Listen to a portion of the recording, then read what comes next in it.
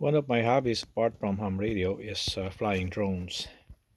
With this one, I found out that didn't have much range. So when I open it, this is the antenna that was built into it. So I made a sleeve antenna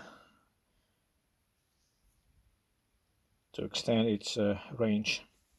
So this is made by a small piece of RG174 coax. The outer covers strip, and the braid is folded over. And now you have a sleeve antenna.